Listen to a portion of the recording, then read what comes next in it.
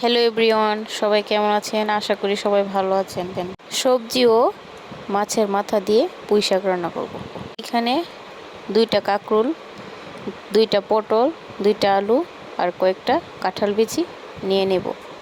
কেটে ভালোভাবে ধুয়ে কড়াইতে তেল দিয়ে হলুদ ও লবণ দিয়ে ভালোভাবে সবগুলো সবজি ভেজে নেব।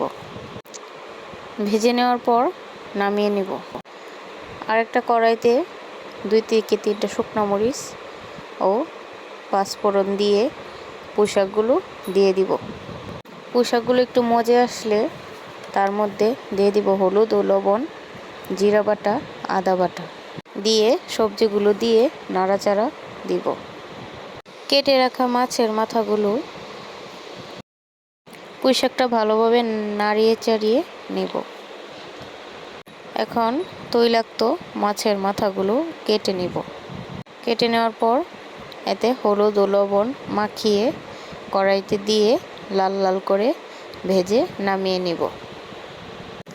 পুঁই শাকটা আধা সিদ্ধ হয়ে গেলে মাছের মাথাগুলো দিয়ে নাড়াচাড়া দিব। 7 থেকে 8টা কাঁচামরিচও দিয়ে দিব।